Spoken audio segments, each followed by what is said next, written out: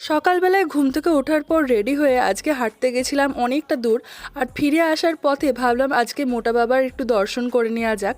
আর সাত সকালবেলায় এরকম মোটা বাবার দর্শন পেয়ে মনটা একদম পুরো ভালো হয়ে গেল।